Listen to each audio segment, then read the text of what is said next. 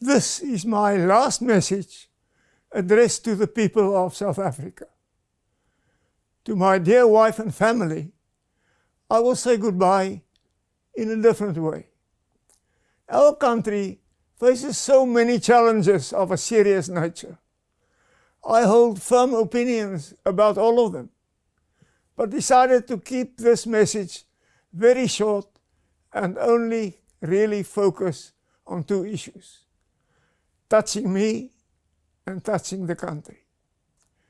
Before I do so, I would like to thank all my friends and supporters for the wonderful support and encouragement they gave me throughout my life and throughout my political career. Many of them were close to me, even for decades. Others intervened occasionally.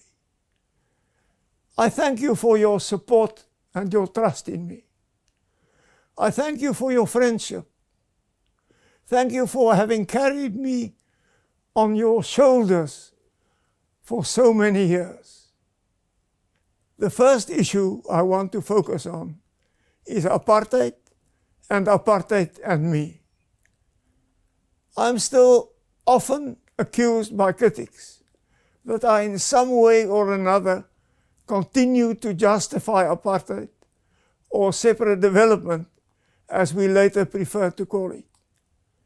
It is true that in my younger years I defended separate development, as I never liked the word apartheid. I did so when I was a member of parliament, and I did so as I became a member of cabinet. Afterwards, on many occasions, I apologized for the pain and the indignity that apartheid has brought to persons of color in South Africa. Many believed me, but others didn't. Therefore, let me today, in this last message, repeat: I, without qualification, apologize for the pain and the hurt and the indignity and the damage that apartheid has done to black, brown, and Indians in South Africa. I do so not only in my capacity as the former leader of the National Party, but also as an individual.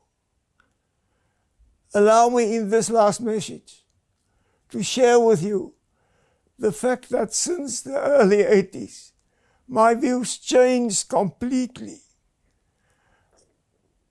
It was as if I had a conversion, and in my heart of hearts, realized that apartheid was wrong. I realized that we had arrived at a place which was morally unjustifiable. My conversion, to which I refer, didn't end with the admission to myself of the total unacceptability of apartheid. It motivated us in the National Party to take the initiatives we took. From the time that I became leader of the National Party, and more specifically during my presidency. We did not only admit the wrongness of apartheid, we took far-reaching measures to ensure negotiations and a new dispensation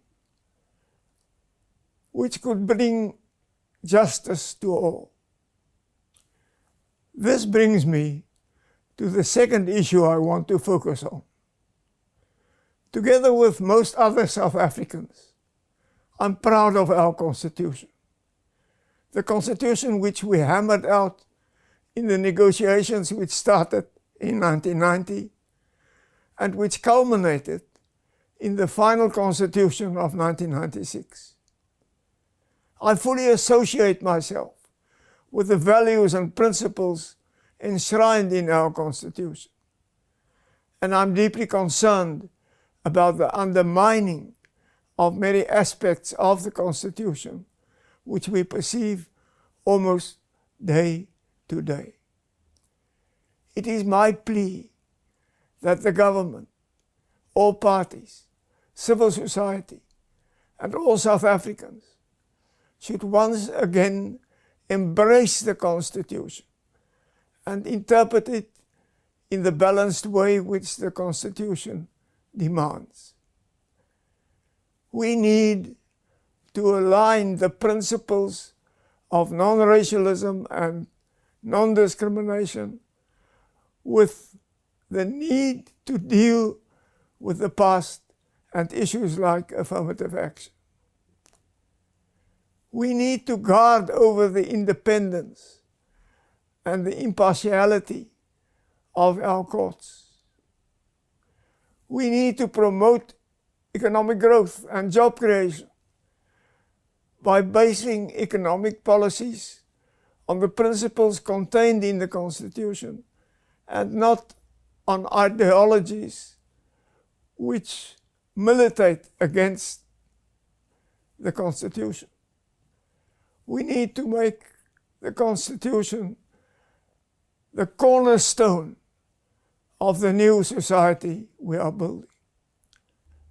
The road forward is a difficult one, but I firmly believe that if we take hands and if all the reasonable people in South Africa put their heads together, we can overcome the challenges we face and we can fulfill the tremendous potential that South Africa has.